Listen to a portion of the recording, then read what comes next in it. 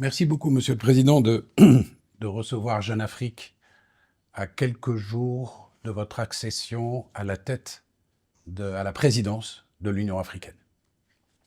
Alors, vous allez, Monsieur le Président, commencer votre mandat avec un très lourd dossier à gérer et que d'ailleurs vous gérez déjà depuis 2022, c'est la crise dans l'Est de la République démocratique du Congo. J'ai entendu votre collègue, le président du Burundi, et plusieurs observateurs dire qu'ils craignent que ce conflit dégénère dans un conflit régional. Est-ce que c'est aussi votre crainte? Est-ce que c'est aussi ce que vous redoutez? De facto, eu vou me encontrar, tão logo assuma a presidência da União Africana, vou encontrar um conjunto de dossiês preocupantes que têm a ver com a segurança do nosso continente. Portanto, o nosso continente está a atravessar uma fase complicada de vários conflitos, terrorismo, mudanças inconstitucionais de regimes democráticos. E gostaria de destacar, para além deste que acaba de citar, o conflito entre a RDC e o Ruanda, outros, nomeadamente a guerra no Sudão, conflito em Moçambique, em Cabo Delgado. Mas falando especificamente deste conflito RDC-Ruanda, de facto existe o perigo de o mesmo se generalizar para os países vizinhos. Portanto, é necessário que tudo seja feito no sentido não apenas de evitar que isso aconteça, mas de regressarmos a um ponto, não diria bom, em que nos encontrávamos, mas em que vigorou pelo menos um cessar-fogo. Havia negociações aqui no quadro do chamado processo de Luanda, a nível ministerial, onde foram conseguidos importantes ganhos. A RDC considerava ou considera que a presença de tropas das forças de defesa do Ruanda em território seu é algo que é inaceitável. E nesse encontro de Luanda, do dia 14 de dezembro passado, conseguiu-se o compromisso de o Ruanda abandonar o território, retirar as suas forças do território do Congo Democrático. De igual forma, o Ruanda considera que as forças democráticas de libertação do Ruanda constituem uma ameaça à sua segurança e, a esse nível ministerial, conseguiu também, na mesma data, o compromisso por parte do governo congolês de neutralizar as FDLR. Eu creio que foram dois grandes ganhos que cada uma das partes conseguiu alcançar e que não deveríamos desperdiçá-los. Portanto, devia-se partir desta base, deste compromisso assumido ao nível dos ministros, para que os chefes de Estado dos dois países assinassem então o Acordo de Paz, de Luanda, para pôr fim a este conflito.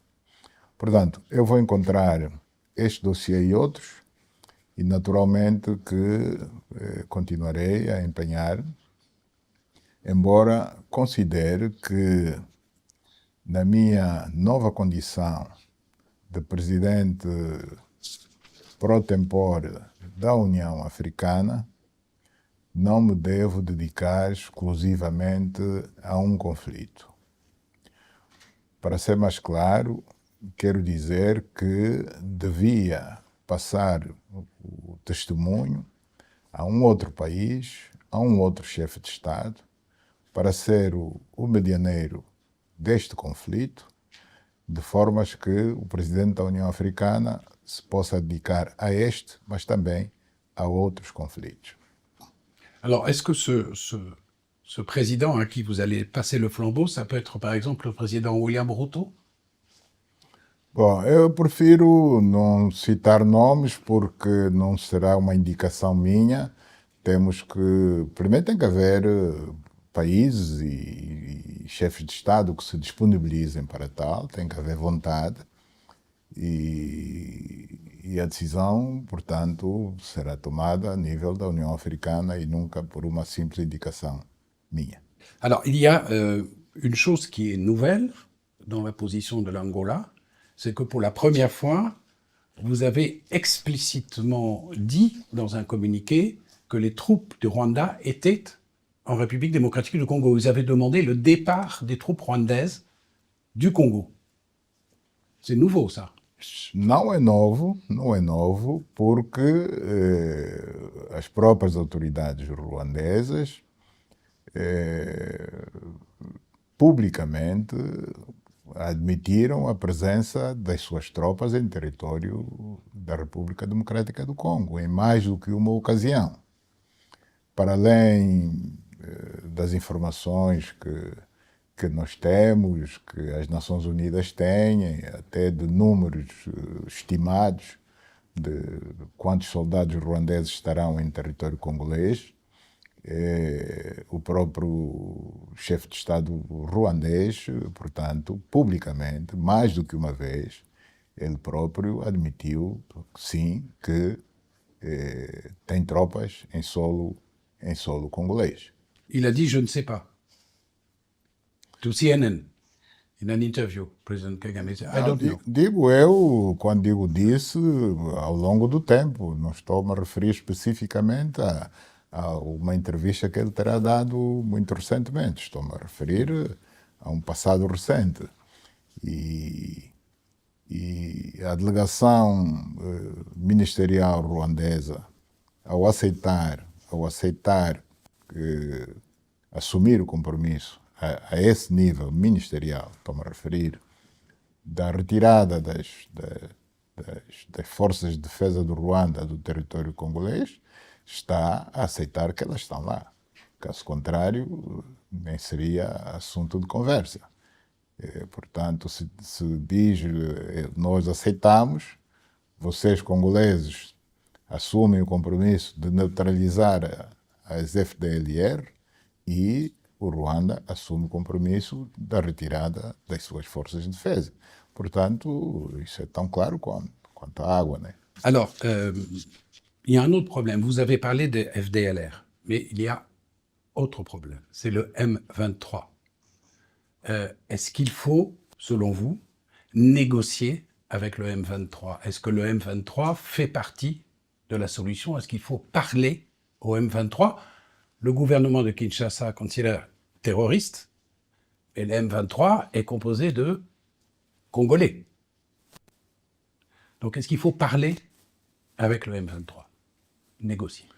Bom, o mandato que eu recebi da União Africana era para trabalhar na normalização das relações entre 12 Estados. 12 Estados, 2 países vizinhos, que devem, como regra, ter boas relações de vizinhança, de amizade, cooperação econômica, preferencialmente. Este é o mandato que eu recebi. E é sobre este mandato que eu tenho vindo a trabalhar. A nossa proposta de acordo de paz, portanto, que Angola apresentou às duas partes, assenta, portanto, na necessidade de alcançarmos este desiderato. É evidente que a questão do M23 também é para ser resolvida, só que o assunto M23 tem vindo a ser tratado no quadro de um outro processo, não do processo do Luanda, mas no chamado processo de Nairobi. As autoridades congolesas têm consciência, e nós temos o dito, temos aconselhado o presidente Tshisekedi da necessidade de conversar com todas as partes em conflito, incluindo o M23, uma vez que eles são cidadãos congoleses. E temos dado o exemplo do nosso próprio caso, da Angola, que teve um conflito bastante prolongado e quando chegou o momento, tivemos que dialogar com todas as partes. Dialogamos com a parte externa, portanto, o país vizinho que nos estava a agredir, que na altura era o regime do apartheid da África do Sul, dialogamos com eles. Isso levou-nos a ter que falar também até com os americanos. Assinamos os chamados Acordos de Nova Iorque, para nos entendermos com a África do Sul, mas como tínhamos um movimento, mais concretamente a UNITA, que acabava por ser parte do problema, nós tivemos de negociar internamente também com a UNITA. E este bom exemplo da Angola, portanto, tem sido reiteradas vezes lembrado ao presidente Tshisekedi de que mais tarde ou mais cedo não há como fugir a isso. Tratando-se de filhos da mesma pátria, vão ter que falar. Se falam no quadro do processo de Luanda ou no quadro do processo de Nairobi, isto é outra questão, mas em princípio o que está definido é que é no quadro do processo de Nairobi. Alors, Monsieur le Président, si vous demandez donc qu'il y ait un retrait des troupes du Rwanda, mais si les troupes du Rwanda ne se retirent pas, est-ce que vous seriez favorable à ce qu'il y ait des sanctions, puisque la République démocratique du Congo demande des sanctions contre le Rwanda? En tant que président de l'Union africaine, est-ce que vous seriez d'accord à ce qu'il y ait un établissement de sanctions? Bom, eu não sou ainda presidente da União Africana, isso vai acontecer nos próximos dias, mas antes de se chegar a uma posição extrema como esta de solicitar sanções, eu creio ainda haver espaço e oportunidade de se evitar que isso possa vir a acontecer e que voltemos à mesa das conversações para, neste caso já o mais alto nível, entre os chefes de Estado dos dois países, para a conclusão, podemos assim dizer, do Acordo de Paz de Luanda. Alors, Monsieur le Président, on va parler un peu de l'Union africaine. Il y a un gros défi auquel vous allez devoir faire face à la tête de l'Union africaine, c'est la question du financement des programmes de l'Union africaine. Et je voudrais vous citer une phrase qu'a dite le président de la Commission, Moussa Faki Mahamat, récemment. Il a dit « Notre dépendance financière vis-à-vis de l'extérieur est insoutenable. » Insoutenable. Qu'est-ce que vous comptez faire pour améliorer cette situation? Bom, nós vamos trabalhar com as instituições financeiras internacionais, nomeadamente com o Banco Mundial e o Fundo Monetário Internacional. Trabalhar igualmente sobretudo com os países do Ocidente, com os Estados Unidos da América, com a Europa, com o Japão, no sentido de conseguirmos fazer a reforma, a tão necessária reforma dessas instituições do chamado as instituições de Bretton Woods, para que passem a ter, digamos, uma forma de trato dos nossos países, que ao longo de séculos foram pilhados, foram colonizados, e, portanto, precisamos de uma espécie de compensação, um trato diferenciado, para não tornar o serviço das nossas dívidas tão pesado quanto é. Est-ce que pendant votre mandat à la tête de l'Union africaine, vous comptez faire aboutir la revendication d'un siège permanent pour l'Afrique au Conseil de sécurité de l'ONU. Com certeza, com certeza. Nós vamos nos bater por isso porque consideramos que a África está sendo injustiçada. A África, não apenas a África, mas a África está sendo injustiçada pelo facto de não ter presença e nem voz que seja determinante junto do Conselho de Segurança das Nações Unidas. O atual formato está desatualizado, portanto, o atual formato colocou como membros permanentes apenas os vencedores do último conflito mundial, portanto, estou-me a referir da Segunda Guerra Mundial, são os vencedores que estão representados na condição de membros permanentes no Conselho de Segurança, só que o mundo de hoje, tanto um século depois do fim da Segunda Guerra Mundial, é um mundo completamente diferente daquele que era naquela altura.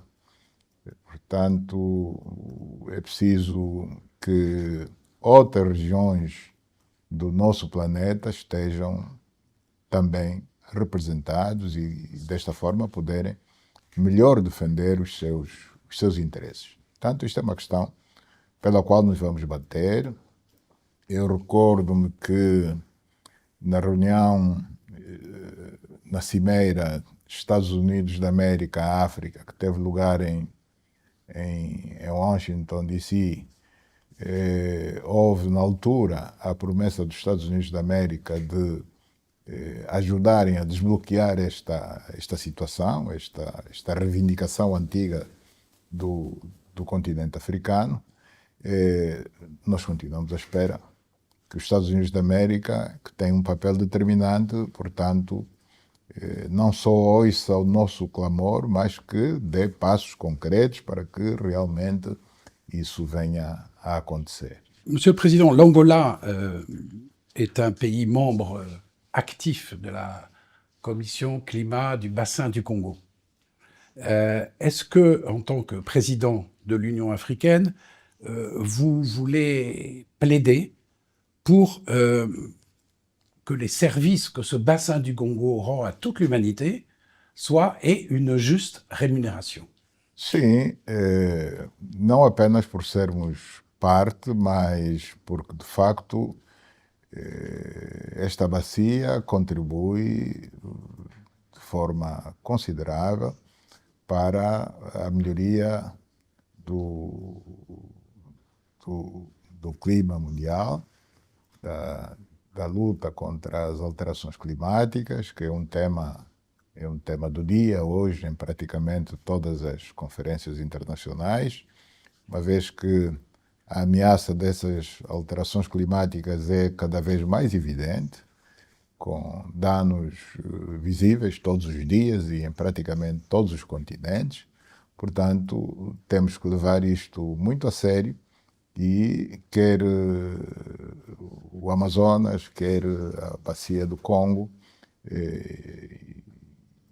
sendo as principais, portanto, os principais pulmões do nosso planeta, enquanto presidente da União Africana, vou com certeza me bater para que o nosso contributo seja reconhecido. La suspension de l'aide américaine pendant 3 mois, qui a été décidée par l'administration Trump, va directement impacter de nombreux pays africains qui ont besoin de cette aide pour des actions de développement. Est-ce que c'est une décision que vous regrettez? Quelle est votre position par rapport à cette décision? Sim, é evidente que lamentamos que essa posição tenha sido tomada. Portanto, nós, enquanto países beneficiários dessa mesma ajuda, vamos ser penalizados. Portanto, devemos trabalhar com a administração Trump no sentido de reconsiderar a medida tomada, sempre pode ser reconsiderada, uma vez que os nossos países necessitam bastante dessa ajuda americana que, de alguma forma, podemos considerar que faz alguma différence. Merci. Pour l'économie, maintenant, je laisse Estelle. Vous avez récemment insisté sur la nécessité de mobiliser des fonds pour enfin financer l'agriculture sur le continent. Comment concrètement vous voulez avancer sur ce sujet? Et est-ce que l'Angola, où l'agriculture ne représente que 10% du produit intérieur brut, ne doit pas montrer l'exemple? Bom, quanto à necessidade de mobilizar recursos para o desenvolvimento do continente, eu não me referi nesta entrevista concretamente ao setor agrícola.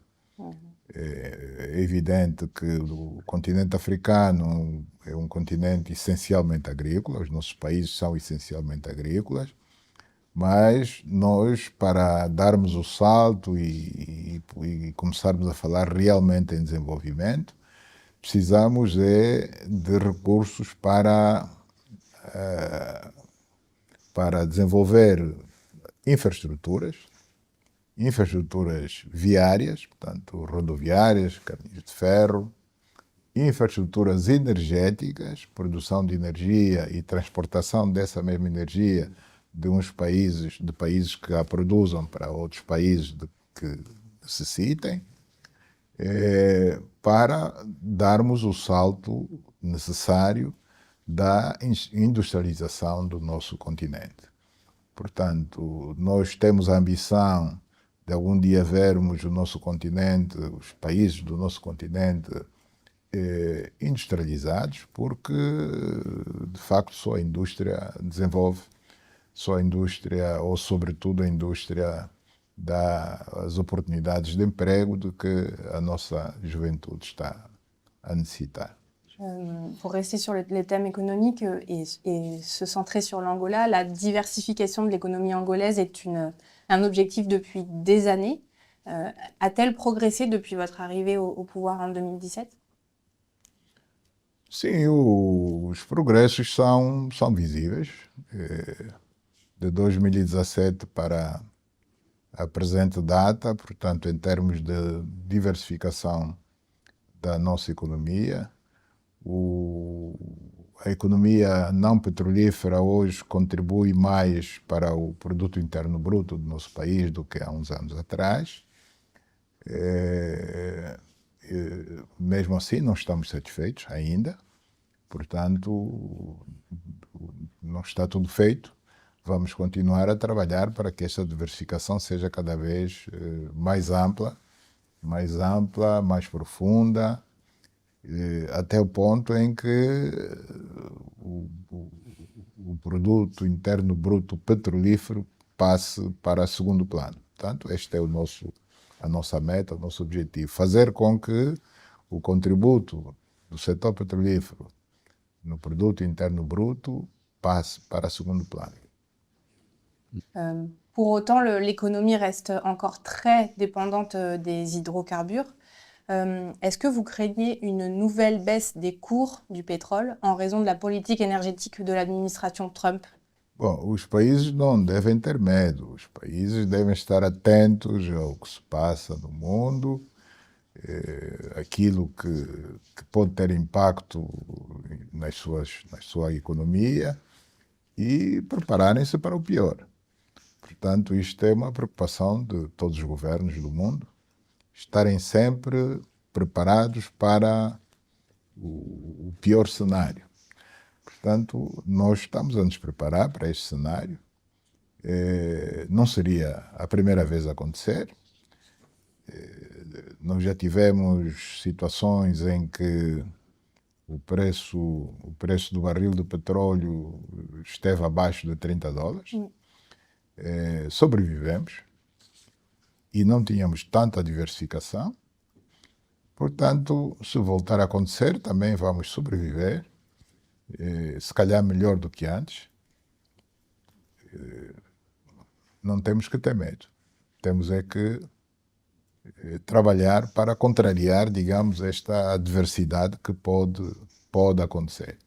Pour rester sur les États-Unis, Est-ce que le soutien américain au corridor de Lobito, qui est un grand projet lancé actuellement, vous semble mise en difficulté par les déclarations de l'administration Trump qui vient d'entrer en fonction? Nós não ouvimos nada da parte da administração Trump que diga que vai, digamos, retirar ou desistir do apoio que os Estados Unidos da América estão a dar ao desenvolvimento do projeto Corredor do Lobito. Nós não vimos nada em contrário. Portanto, partimos do princípio que, pela importância do mesmo,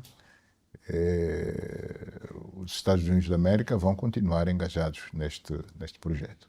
Esta é a nossa convicção.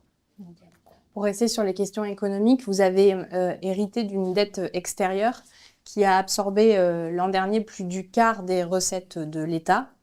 Comment faire face à cette situation? Bom, nós tivemos em 2024 como serviço da dívida, portanto, a dívida versus produto interno bruto representou cerca de 75%, mas para este corrente ano contamos que ela vai baixar para cerca de 62%. Nós temos vindo a honrar de forma religiosa, como se diz, o nosso serviço da dívida. Portanto, a tendência tem sido, nos últimos anos, a de ir reduzindo cada vez mais o valor global da nossa dívida, quer da dívida externa, quer da dívida interna. Nós contamos para este ano, 2025, com relação à dívida interna, baixar em cerca de 50% do valor da dívida interna. Com relação à dívida externa, também passarmos o serviço da dívida para valores mais baixos do que aquele que aconteceu em 2024. Cette question de la dette est très liée à la Chine, puisque la Chine est à la fois votre premier partenaire commercial et aussi votre premier créancier. Près de 40% de la dette extérieure a été contractée auprès de la Chine. Est-ce que l'Angola n'est pas trop dépendant de Pékin? Et comment équilibrer les relations entre les deux pays? Bom, as relações entre Angola e a China são boas e, em princípio, não tem nada a ver com o valor da dívida.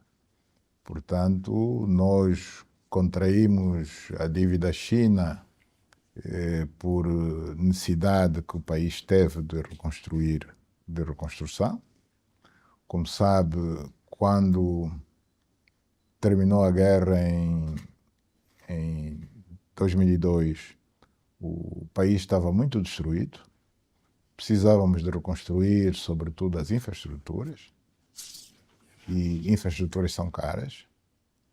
Houve a promessa da organização de uma conferência internacional de doadores em Bruxelas, situação que nunca veio acontecer, por razões que também nunca nos foi explicado. Angola recorreu à China, que prontamente se disponibilizou a fazer os empréstimos de que Angola necessitava para a recuperação das suas infraestruturas. O valor máximo da dívida da Angola para com a China atingiu cerca de 24 mil milhões de dólares. Não é o valor atual.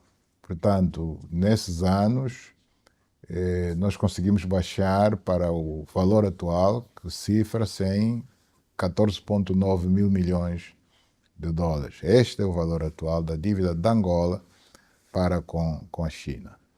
Estamos com um serviço da dívida para com a China, concretamente, de 3,9 mil milhões de dólares o ano passado, 2024, de 3,4 mil milhões de dólares serviço da dívida de 2024 com a China, que deverá subir ligeiramente este ano, 2025, para 3,9 mil milhões de dólares. Autre question économique, la suppression progressive des subventions au carburant a entraîné en 2023 une vague de mécontentement social qui s'est traduite par des manifestations dans le pays. Cette suppression progressive, elle se poursuit encore cette année. Mais est-ce que vous considérez que le choc est absorbé, le choc de cette réforme? Não, o choque não foi absorvido ainda porque não conseguimos ainda atingir o custo real de produção de petróleo. O valor dos combustíveis em Angola é dos mais baixos do mundo. É dos mais baixos do mundo. E é uma situação que é insustentável para qualquer governo. Para qualquer economia, não para qualquer governo, para qualquer economia. Portanto, nós vamos continuar a trabalhar no sentido de forma gradual, irmos aproximando o preço dos combustíveis ao preço justo de mercado, porque o preço dos combustíveis é um preço como qualquer outro. E os preços, regra geral, não são fixos. O preço de um par de sapatos há 10 anos atrás não é o mesmo preço de hoje. O preço da habitação até há 10 anos atrás não é o mesmo preço de hoje. Portanto, o combustível é um produto que, tanto como quaisquer outros, obedece a um conjunto de fatores. Hoje tem um preço, amanhã tem que ter outro preço. O preço não pode ser fixo e eterno, não é?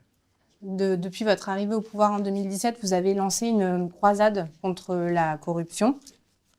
Avez-vous une évaluation du montant des flux qui ont été détournés au global? Bom, são uns bons 1.000 milhões de dólares. Eu não quero correr o risco de lançar um número que não seja preciso, mas os valores são muito altos. São muito altos. Devo dizer que apenas com relação a um cidadão, por decisão, portanto, por sentença do tribunal,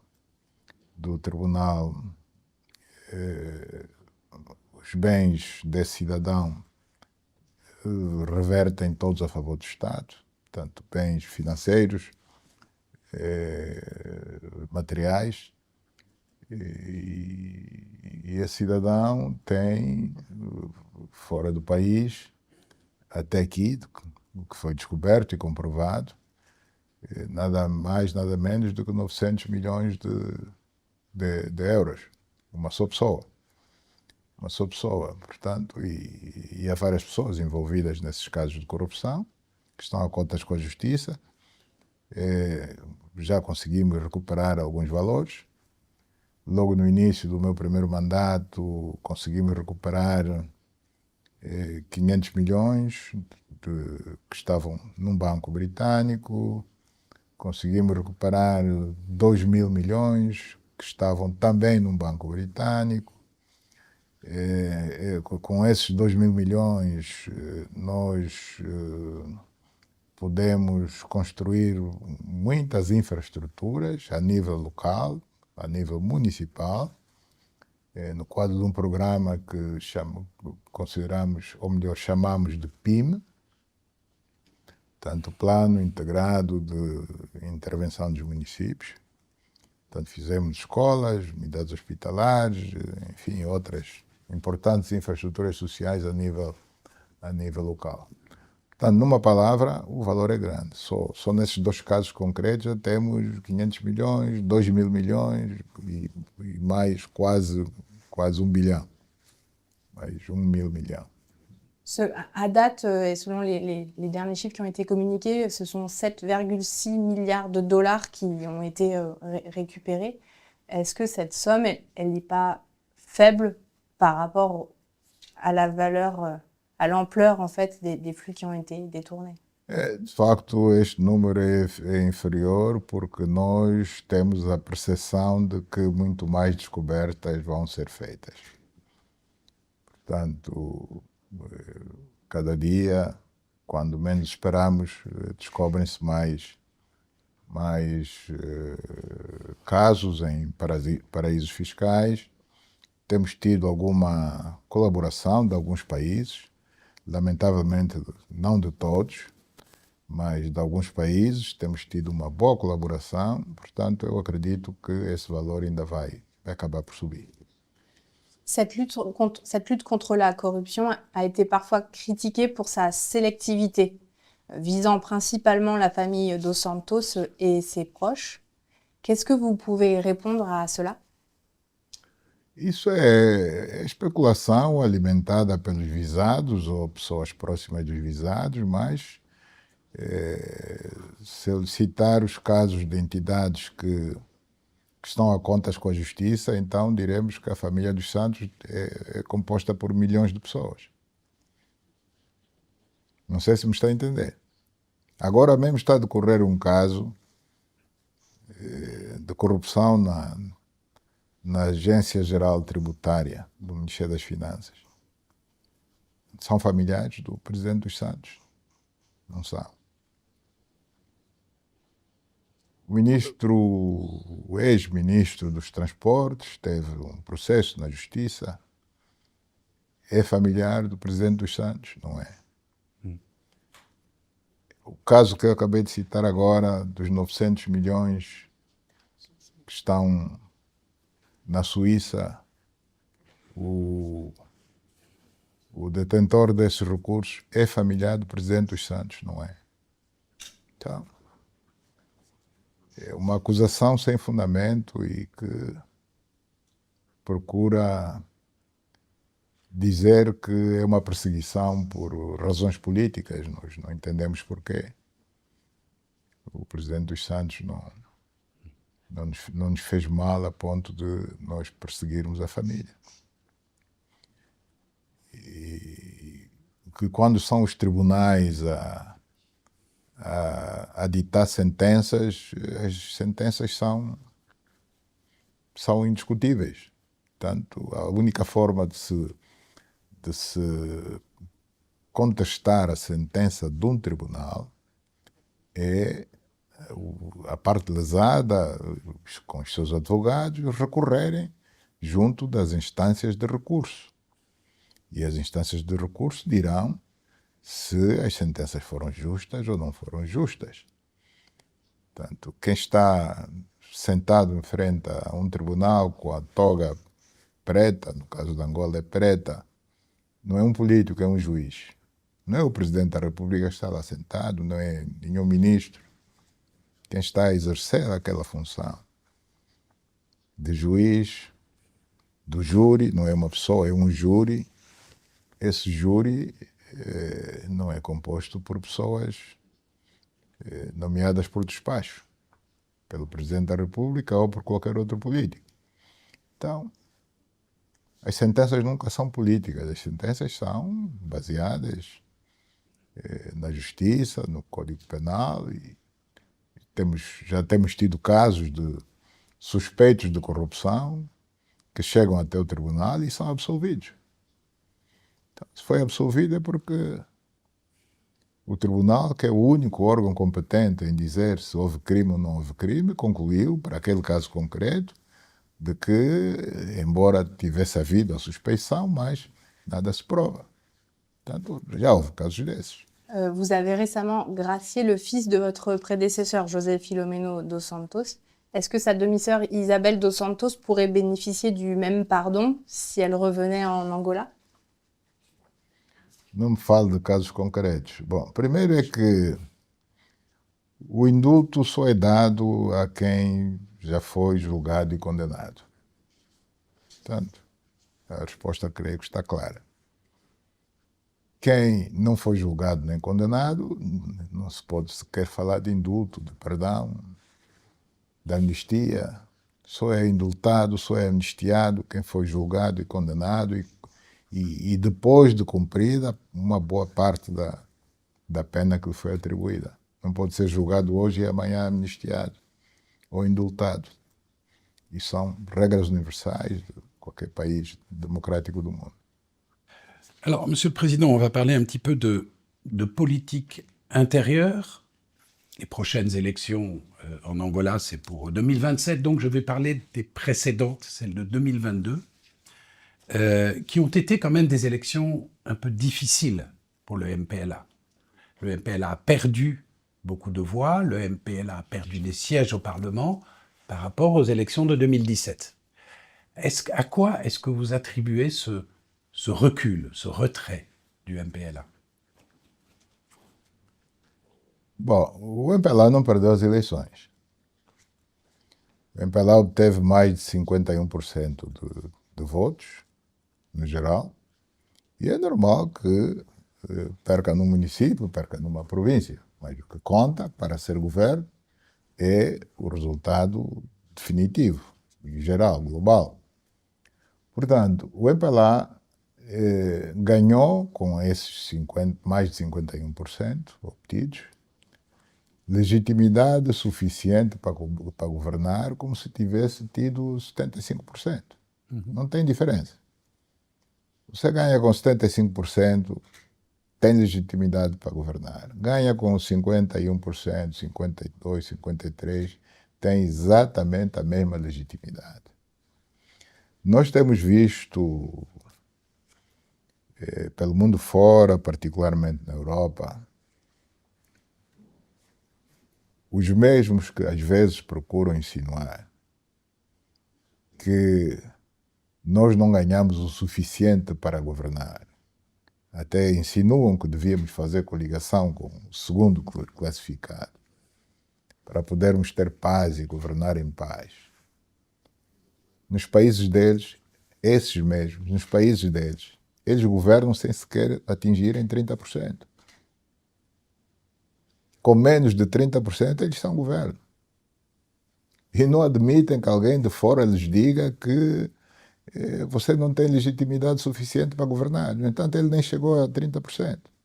E a diferença entre os votos que ele alcançou e o segundo classificado, às vezes é inferior a 1%. Então, eu não entendo às vezes quando se coloca este problema da perca de votos. É normal. A conjuntura de Angola de hoje não é a mesma de há 40 anos atrás. O que diriam se o MPLA continuasse a ganhar por 70%, 75%, 80%? Nós já tivemos eleições em que alcançamos 83,4% dos votos. 83%. O que é que o mundo diria se em todas as eleições o MPLA mantivesse esse nível de votação? De mais de 80%. O que é que diria? Falariam bem ou falariam mal? Aí sim, diriam que é fraude. Monsieur le Président, il y a eu aussi un recul du taux de participation. C'est important, le taux de participation. Il était de 76% en 2017. Il est de 46% en 2022. Est-ce qu'il n'y a pas un petit peu une perte d'adhésion de la population à la démocratie électorale? Ils n'y croient plus, peut-être? Ils ne vont plus voter. Moins, en tout cas. Senhor François Soudan, este fenômeno é universal. Este fenômeno que acaba de dizer é universal. E contra isso não há nada a fazer. É universal. Acontece em Angola, acontece em outros países africanos, acontece muito mais na Europa e nos Estados Unidos do que no nosso continente. É um fenômeno universal que está a acontecer. Bom, todo mundo tem que refletir das razões do porquê que está a acontecer e pensar o que fazer. Mas não me parece que haja alguma coisa que fazer. Só países desenvolvidos, não desenvolvidos, países ricos, países pobres, este fenômeno do elevado número de abstenção, da fraca participação no processo eleitoral, na votação é um fenômeno que é universal, não é de Angola. Président, je vais poser la question un peu différemment aussi. Le MPLA n'est pas le seul. Vous avez vu le Frelimo au Mozambique. Vous avez vu African National Congress en Afrique du Sud. Les dernières élections, tous ont reculé. Est-ce qu'il n'y a pas un problème avec ces partis qui sont nés pendant la lutte armée et qui maintenant ont du mal à renouveler leur offre, leur proposition vis-à-vis de la population? Est-ce qu'il n'y a pas une autocritique, une introspection à faire pour ces partis-là, issus de la lutte armée? Bom, cada que faça a sua introspeção. Mas eu repito, dizendo que as sociedades de hoje não são a mesma sociedade de há 30, 40 anos atrás. Portanto, é normal que isso aconteça. Eu vejo isso com a maior normalidade. Com a maior normalidade. Que o eleitorado dos partidos políticos seja flutuante. Não é permanente, o número não pode ser sempre o mesmo. É normal que assim seja. Se não fosse assim, é que não seria normal.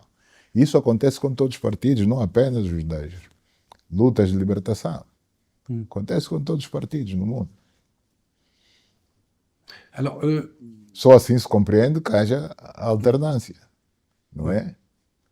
O Partido Democrata nos Estados Unidos da América, de repente, perdeu votos a favor do outro partido, do republicano. Então, essa preocupação não é só dos nossos partidos, é universal. Juste une question, Monsieur le Président, sur la situation sécuritaire dans l'enclave de Cabinda, qui préoccupe encore des investisseurs. Est-ce que le FLEC, vous considérez ça comme un mouvement comme le M23, par exemple, c'est-à-dire mouvement politico-militaire avec qui il faut parler, négocier? Não. Não. Não. Não, porque a FLEC não representa nenhum perigo para o território angolano e, em particular, para o território de Cabinda. E não é verdade que a situação de segurança em Cabinda desencoraja o investimento. Nós temos investimento privado em Cabinda. A petrolífera americana está em Cabinda há 70 anos. Nunca saiu. Nunca se sentiu ameaçada. Houve uma tentativa de sabotagem ainda no tempo da guerra, feita por um comando especial sul-africano. Foi o único caso de ameaça à segurança da Chevron em Cabinda. Agora mesmo está uma entidade privada a construir aquela que vai ser a única refinaria de Cabinda. Cabinda nunca teve uma refinaria de petróleo. Vai ter até o final deste ano. É investimento privado, não é investimento público. Então, não entendo do que é que me está a falar. Que a situação desencoraja o investimento privado, os investidores a investirem em Cabinda. Não, isso não é verdade. Ok. Sim, porque para ser verdade eu tinha que me apresentar factos. Eu não conheço factos. Eu não conheço factos. E a prova de que há confiança da parte dos investidores privados é que está sendo construída uma refinaria, investimento privado. Alors, Monsieur le Président, est-ce que vous me permettez de poser une question délicate? Il y a une constitution. Os políticos têm que estar preparados para todo tipo de perguntas. La Constitution, un président ne peut pas faire plus que 2 mandats successifs. Donc ce mandat, le vôtre, c'est le dernier, en principe, et il s'arrête en 2027. Est-ce vraiment ce que vous envisagez? Bom, eu não sei porque considero essa questão delicada. Para mim não é delicada. É delicada por quê? Se a Constituição diz isso, cumpra-se. Ok. Se a Constituição diz isso, cumpra-se. Mas, antes de dizer cumpra-se, deixe que eu lhe recorde que se haver essa intenção por parte do MPLA, essa intenção nunca é das pessoas individualmente, é dos partidos políticos. Se tivesse havido a intenção da parte do MPLA em alterar a Constituição para permitir um terceiro mandato ao Presidente da República, tê-lo-ia feito. Porque, por isso é que eu dizia, deixa-me recordá-lo, no meu primeiro mandato, por iniciativa do MPLA, que tinha maioria qualificada no Parlamento, então tinha mais de 2/3, poderia ter alterado o artigo que estabelece que só tem 2 mandatos.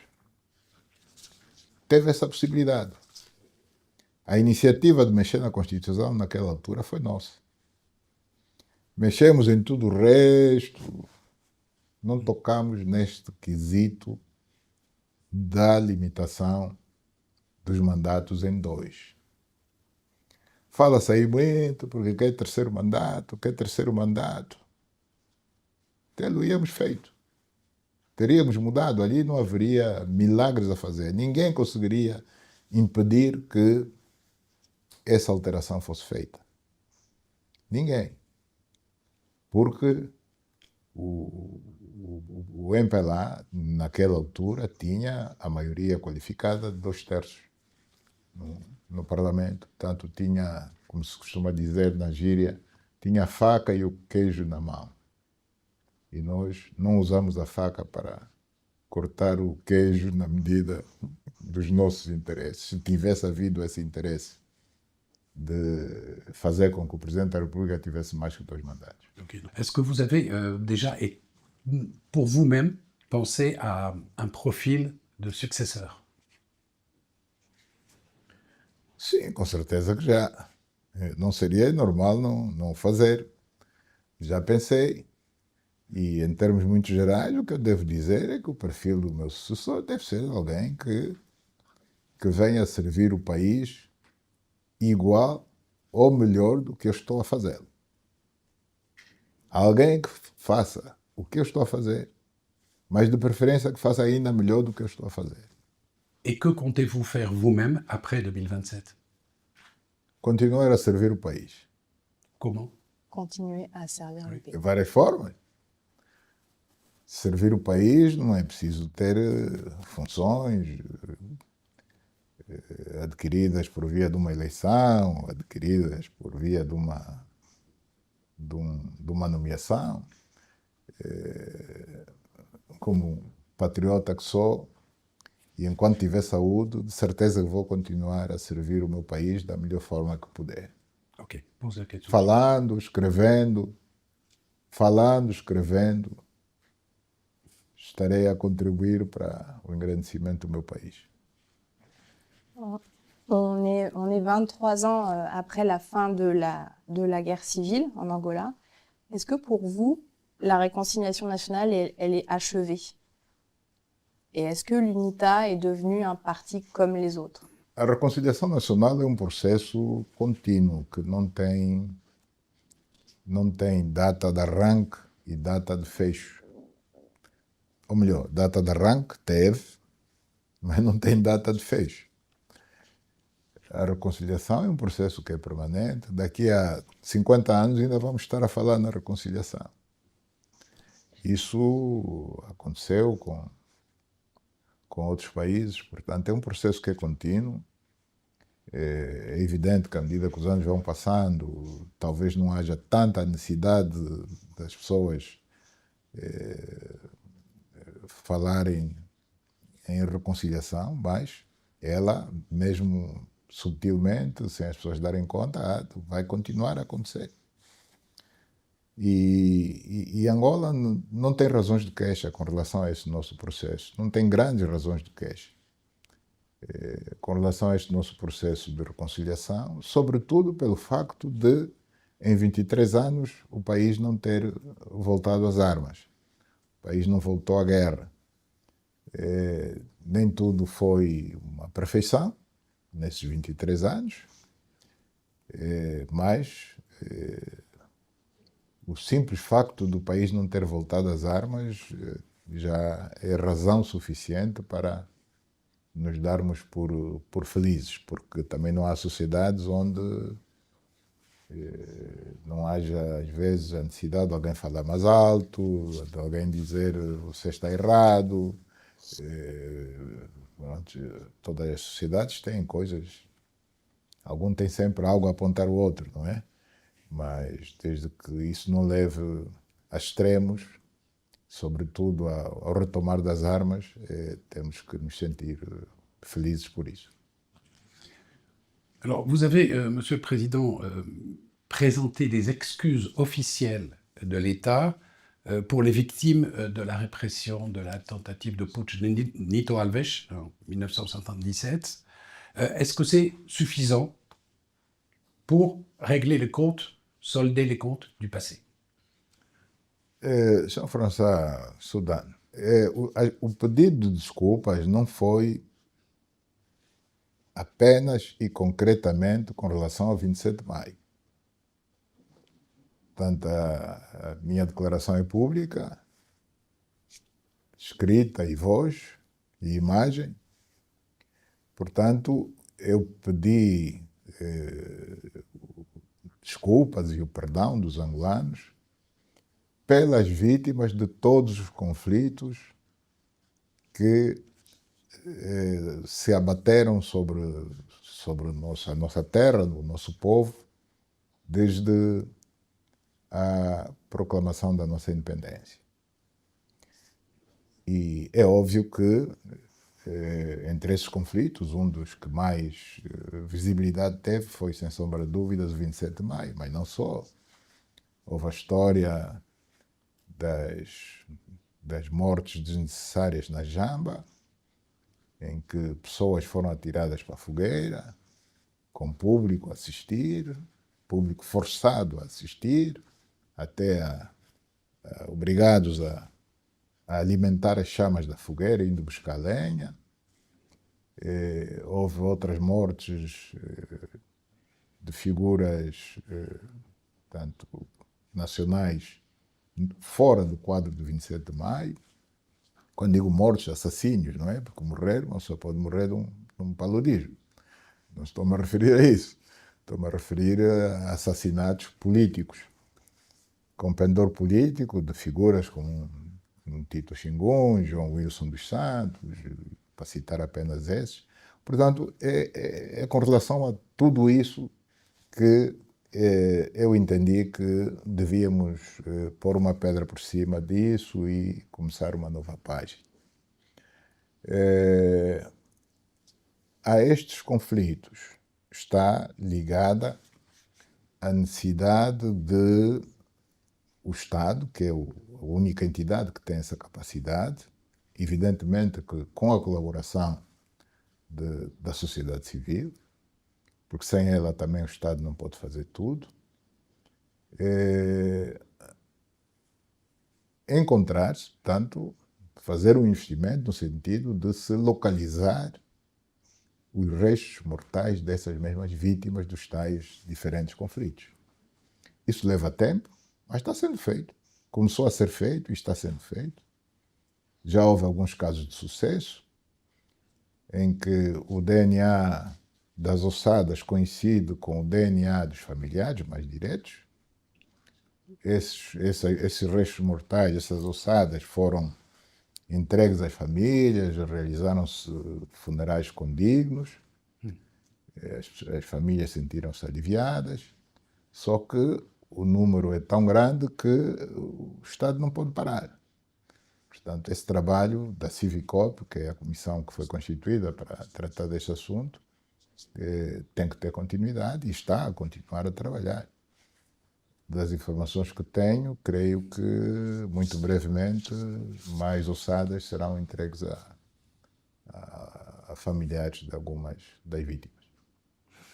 Alors, il y a bientôt 50 ans, le 11 novembre 1975, l'Angola proclamait son indépendance.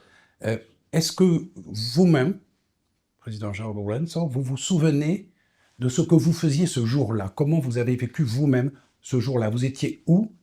Et comment vous avez vécu cette journée historique?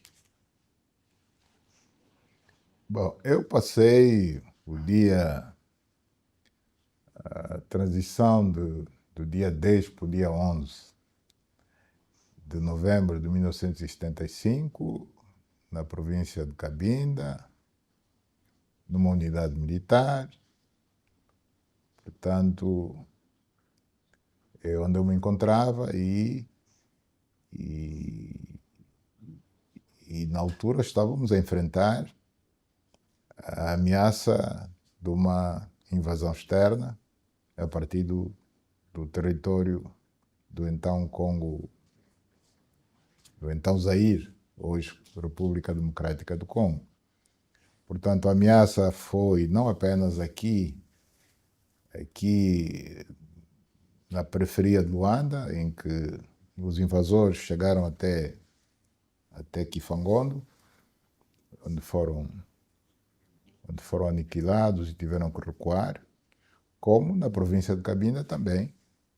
Houve pelo menos duas tentativas, uma pelo sul, pela fronteira do Iema,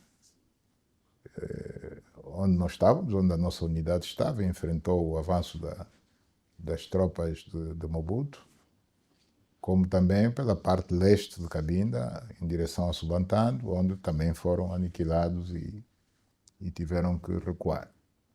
No caso concreto no caso de Luanda, Kifangondo está aqui muito próximo de Luanda. No caso de Cabinda, a fronteira do Iema está a apenas 29 quilômetros da cidade. Portanto, está ainda mais próximo do que Kifangondo com relação a Luanda. Portanto, em qualquer um dos casos era uma questão de ganhar ou ganhar, não se podia perder, porque as distâncias eram demasiadamente curtas. Portanto, se não se travam os invasores em Kifangondo, facilmente chegavam a Luanda. Se não se travam os invasores ali na fronteira do Iema, do Ntô, fácil e rapidamente chegariam à cidade de Cabinda. Alors, beaucoup de nos lecteurs ont oublié, ou ne vous connaissent pas très bien, et ils ont oublié que vous êtes aussi un militaire, vous êtes aussi un général. Vous avez combattu donc au Cabinda contre l'armée zaïroise, les phases de Mobutu, et vous avez aussi, je crois, combattu dans les années 1980 dans le centre de l'Angola, cette fois-ci contre l'UNITA, c'est ça? Sim, o combate contra a UNITA foi permanente até 2002. Portanto, eu era militar na altura, tive um período, um interregno de 4 anos em que estive na cidade de Moscovo, numa academia militar, a me formar militarmente, mas regressado de lá, fui enviado para a Frente Centro, no posto de comando da Frente Centro, onde fiquei pouco tempo e rapidamente chamado para exercer as funções de governador da província de Mochico, continuando a ser militar, obviamente, mas eu desempenhava a função de governador. Bom, e a partir daí fui sendo puxado, digamos, para funções mais políticas do que propriamente, digamos, operacionais. Portanto, fiquei 3 anos no Mochico como governador, 3 anos em Benguela também como governador. Voltei de novo para a direção das Forças Armadas, das FAPLA, onde assumi a função de chefe da direção política nacional das FAPLA.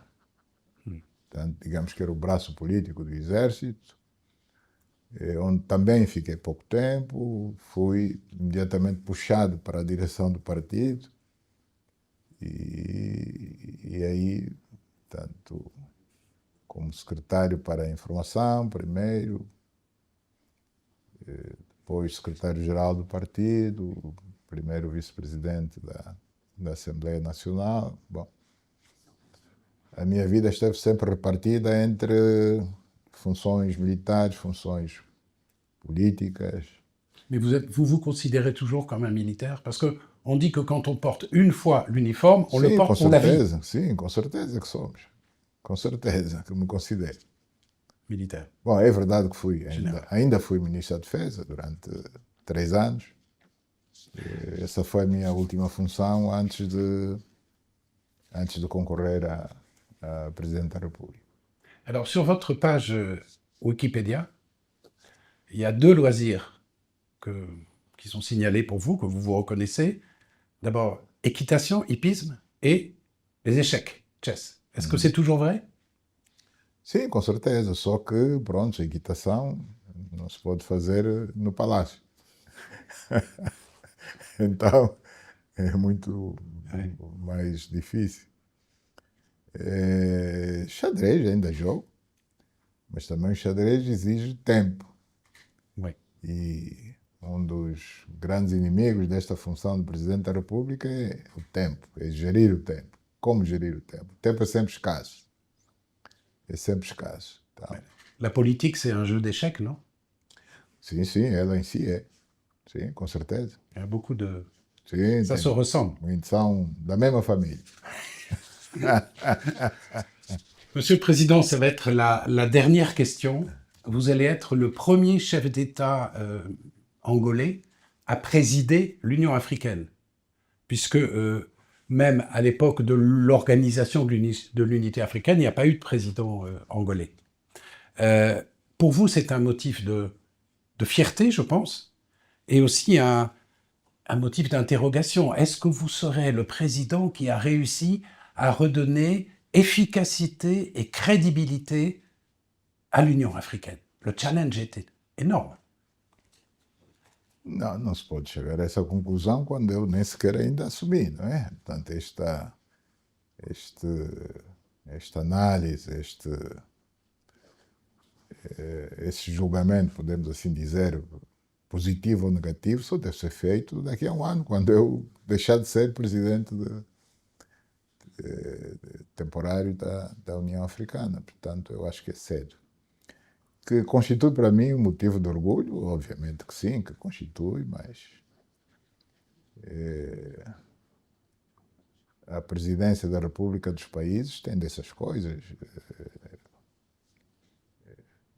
A conjuntura, se calhar, não permitiu que os meus antecessores tivessem assumido este posto. O presidente Agostinho Neto esteve pouco tempo, lamentavelmente faleceu muito cedo.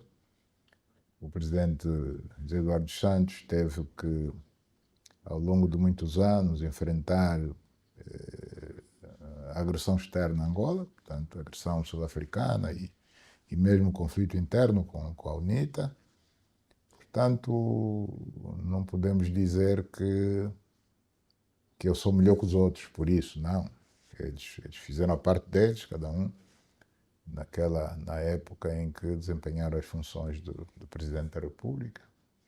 E, portanto, isso não é para se comparar porque que só hoje é que Angola assume. Bom, algum dia tinha que ser, calhou que vai ser agora durante o meu mandato do Presidente da República de Angola. E vamos procurar fazer o nosso melhor, não por Angola só, mas, sobretudo, pelo continente. Merci beaucoup, Monsieur le Président, pour cet entretien. Merci. Muito obrigado.